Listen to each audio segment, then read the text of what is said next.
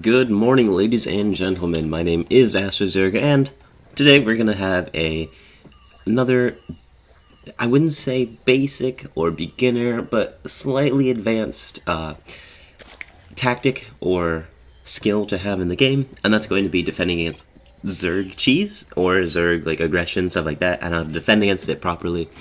So basically, what's going to be going on is, in the bottom right-hand corner, if we introduce the players, it is myself, as per usual.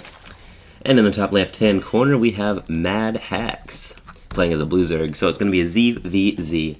And pretty much, there are about 3 different types of playstyles for Zerg versus Zerg. One being Ling Bane aggression, consistent, that is, throughout the first 5-6 minutes as you transition into roaches afterwards, and getting your third base pretty early.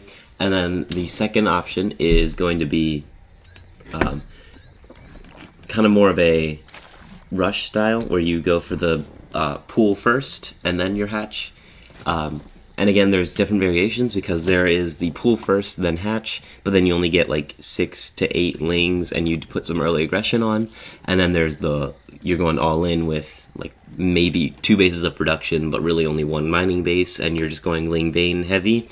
And then the third, second option, because there's a lot of stuff you can do with Lings and Banes. The second option is going to be Roach Ravager, and that's kind of where you can either go the Ling Bane route and then transition to roaches, or some people go a few lings for safety. They get the spine crawlers up in their second base right here, get the 2 Evos and the Roach Warren, and they kind of just wall up until they get the roaches and they push out.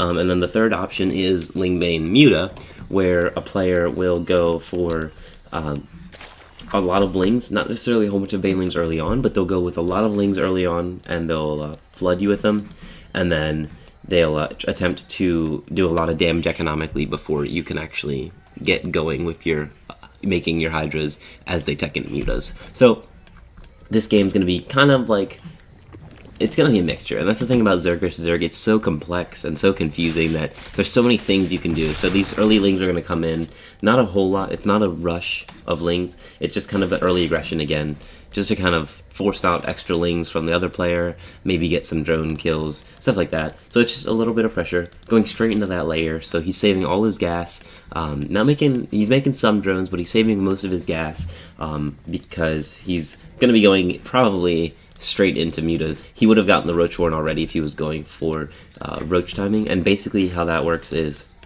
for the Roach timing, you're going to put down the Roach Warren and go into layer, so that you can get your Glial Reconstruction, which is Roach speed, as well as your +1 attack upgrade for ranged units. And now the Metabolic Boost is going to be finished for Mad Hacks. He's going to do a little bit of put a little bit of pressure on. Meanwhile, AstroZerg myself, going to put a little bit of pressure as well. Going to get the Spine Crawler here, because I know he's going to be a little bit aggressive, and I want to be able to prevent any banelings from doing extra damage to me that I don't want happening. Meanwhile, just going to drone up a little bit, but I also need Zerglings. Going to get the Evo Chamber. Going to start walling off, basically.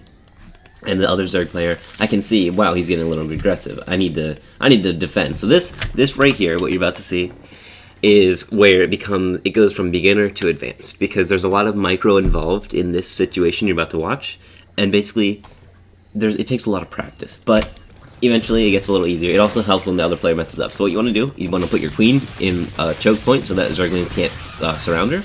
You're going to want banelings, and you basically want to use a few Zerglings to keep the other lings distracted while you start making your lings and banelings. Meanwhile, I don't have much, so I put my queen back in the choke point. I use my drones. I mineral walk them, which means I click them straight onto a mineral patch, because they won't be blocked by anything. The Zerglings are a little bit distracted, because you can tell he's kind of focused a lot on these lings, so he's not going to be doing as much macro. He's making a whole bunch of lings. I get some banelings out, some good baneling hits, getting my Zerglings out. I kind of want to keep him busy, getting, I have my spawn crawler back there. He can't do too much damage. I want to just keep making lings. I have Defender's Advantage. Defender's Advantage is where the other player has to send all their units all the way across the map, but meanwhile your units are already in your base. Therefore you have an advantage unit-wise. So he's going for the spawning pool. Not sure why. That's a terrible idea in this situation, because he could be doing a lot of drone damage, or some drone damage, versus trying to kill a spawning pool that he's not going to eventually get anyway. So now I have a Baneling. I've got the Spine Crawler going, just trying to kind of keep him busy. The Spine Crawler was kind of just a diversion tactic, so he's going to spend time on that, not the spawning pool. Meanwhile, I can get my Lings out, split up his units, make some Banelings, and eventually finish him off. Now, meanwhile, he's sending more Lings in, but again, I have mining going, I have some Lings already, my drones can kill his Lings. That's another really good tactic, using mineral walk tactics with the drones to surround Lings, or for more beginner or basic, just kind of using your drones to attack his Lings. But you do want to have a surround on him, you don't want him to have a surround on you. Meanwhile, now, both players, I am ahead on drones. If you look at the units, it's 20 to, well, I guess, yeah, I'm ahead by 1, but 20 to 21. So all of that, and he still is behind, technically, drone count-wise, and his second base is just now starting to go. So that was very unsuccessful for him. If we look at the units lost, he lost 63, I lost 51. So though I lost more in resources, he lost more Lings. So it wasn't terrible, but he now is going to go into Spire, but he doesn't have the economy, and that's really where the problem comes. When he's not doing any damage, he didn't get a Baneling Nest, so he's going straight to Spire. It would have been nice for him to get the Banelings, because then he could have had a little bit of extra firepower with his attack, if he was going to send all of his Lings in, especially since I do have Banelings. So now I'm going to wall off, start getting roaches. Meanwhile, I don't know exactly what he has. I have some Lings here to kind of put a little pressure on if I can. I did see that he did wall off, so that is good to know. But again, just kind of walling myself off. I want to keep him from flooding into my base again. I have some Banelings as a little bit of protection. I've got some Lings and Banes. I can scout and see what his wall is like. I can probably see like that many Zerglings. And so now I'm going to try to put a little bit of pressure, maybe try to break through, get some damage going on his base. I'm going to break the Queen line if I can, and I will. Just going to get into his base. I want to see what he's got going on. That's the main goal, because I know it's hard to send Overlords in to the enemy's base as Zerg, just because they have Queens and all that. So I really just want to see what he's got. So I see the Spire. So when you see the Spire, if you don't have a lair already, definitely go straight for the lair. Put down a Spore Crawler in each base, because again, when he only has about 6 drones on one base and he's fully saturated on the other, he does not have the production or the resources to start producing a lot of mutas all at once. So you're safe for a while. So by the time you get the lair is when he'll kind of start being able to make some mutas, honestly. As you see here, he's not actually making any mutas with his Spire because he doesn't have the resources. He's got to get those resources, got to get the gas. So now I have the time that I need to get this layer going. By the time my layer finishes, he might start making mutas, and then I'm going to throw down my Hydroden immediately because I want to prevent that. Now, he still doesn't have Banelings. He's not really making anything. I don't know why. I think he might have been supply blocked. Yeah, he probably was. He was. So now he's going to start making his drones, and eventually take a third, most likely. Both players should. Usually Zerg players take a third pretty early, but in that situation you can't because of the early aggression. So now the Hydrogen's going to go down right here. There it is. Got another Spore Crawler. So this Spore Crawler is a little bit more for safety because of this Spore Crawler. Most of my tech is in this base, so I want to keep it safe. So I'm going to put down the second Spore Crawler there just to be safe. Going to send the Lings straight to his third. I can see it. Pull his Lings back. Keeping map presence, map control is very important when you're playing against mutas, because mutas have when you have air, you have built-in map control because you have such good mobility and you can constantly patrol the map, kill overlords, stuff like that, deny vision. Now, if you're playing against that situation as a Zerg player, the best thing to do is to keep Lings on the map like this. Even if you aren't doing necessarily a lot, you keep some of his units back at home, you keep him busy, and it keeps him from being able to constantly focus on these mutas. Now, I'm getting my Hydra upgrades, I have a couple Hydras. I just want to be able to protect this base. I need to get my third up. That's the crucial point. So now we've got 8 mutas. I've got 2 Hydras. I'm going to be able to pick off this muta, so that's good. Now, making sure your Hydras are very well positioned is very important. You want to get, technically you want creep spread, especially as the ground Zerg and not the air Zerg, because of this fact. You want to have the vision as much as you can. Again, sending Lings in, trying to get some damage, just trying to keep him busy. This is going to keep him a little bit busy. He's going to pull all of his units back. Meanwhile, this gives me chance. I shouldn't have. Yeah, I pulled those back. I was like, don't need those. But it gives me a chance to get a little bit of map control. Keeping him in his base is very key. because he can't go around and harass as much, giving you time to make Hydras and Banelings. Zerglings, yes, they're important, but you need maybe 16 Zerglings just to keep on that. They'll take down a base pretty quickly, kill queens, stuff like that. But if you have a lot of Zerglings, they're going to die, because what a Muta player is going to do is eventually he'll get a Baneling nest, I'm sure. But basically their goal is to make a bunch of lings. After they get their Muta count up, they're going to make a whole bunch of lings with the extra minerals they have, and then eventually they're just going to turn them all into Banelings, because they know that you're going to be going Hydra, and Banelings shred through light units, and Hydralisks are one of those. So if you look here, I've got Banelings here, and a couple of Hydras. I've got a Baneling out here, Banelings here, Hydras here. So this base is the only one that's not necessarily protected, but it's got 2 spores, so he can't do too much air damage. So keeping your units spread is very important against Hydra, against Ling Bane Muta, because he cannot actually, and there's the Baneling nest, because he can't really attack from a whole bunch of places at once, especially if you have Banelings in a lot of areas. His Zerglings can't get in, and his Mutas can only do so much damage. If you have like 8 Hydras, it'll pretty much kill a lot of units, so he doesn't want to take that chance. So gonna just be getting my upgrades. You can see here he's getting +1/+1, but it's not gonna be a whole lot though.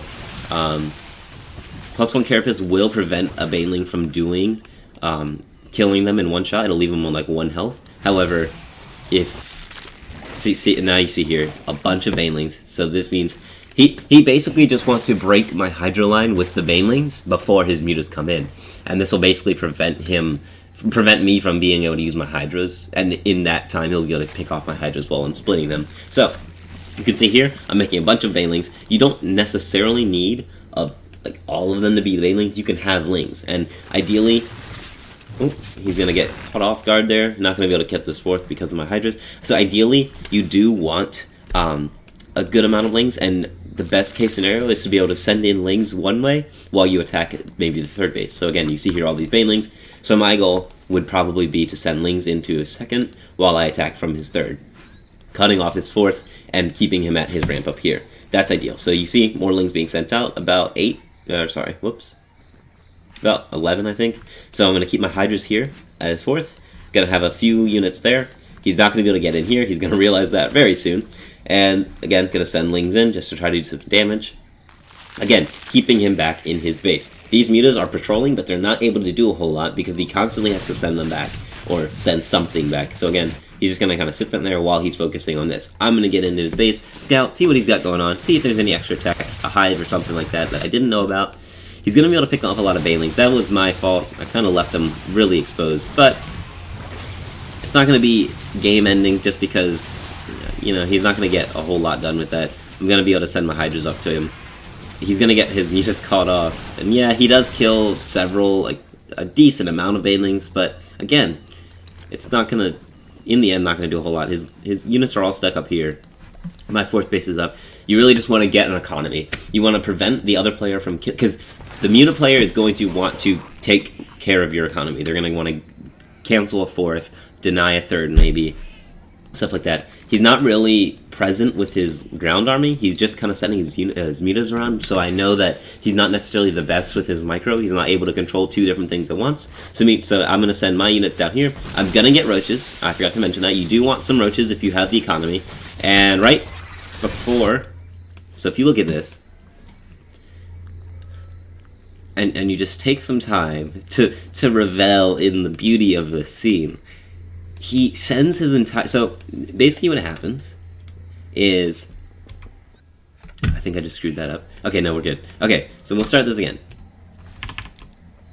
We're going to get to the ramp. So now, you want some roaches in your army. If you have the economy, roaches are really good because they tank a lot of Baneling shots. Like 6 or so. I don't know exactly the number, I'm sorry, I don't know the math. But they tank a lot of Baneling hits. So, if you have Banelings, roaches, and Hydras, that's a huge advantage over Ling Bane Muta, because yes, the Mutas can do damage, but those Banelings are going to crash into the roaches, they're going to crash into the other Banelings, your Banelings are going to kill their Zerglings. So, knowing this, I get the units out. I want to split my army up, because I know he's coming somewhere, so I keep the Banelings in front, like this, right here. Banelings all go here, the roaches I send in front as well.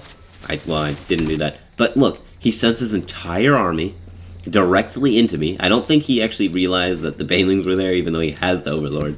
But he sends, I'm going to slow it down a little bit, all of his banelings get caught up right here, his Zerglings are here, his banelings get caught way behind the Zerglings, and it's just a huge explosion. So then you just kind of take the fight from there. You've got plenty of Hydras to kill the Mutas, and he pretty much loses the game right there once he loses all of his banelings. Once those banelings are dead, and you have a decent Hydra count, like 20 Hydras, like, once those banelings are dead, it's game over. You can't really come back from that, and that's why he GG's, and that's why the game is over. So, just keeping that in mind, there are certain scenarios in this video that are a little more advanced, that require a little bit more skill, but overall, it's something that you can learn from as a beginner or as an advanced player, or, you know, it gives you more perspective to how a Zerg versus Zerg match can work.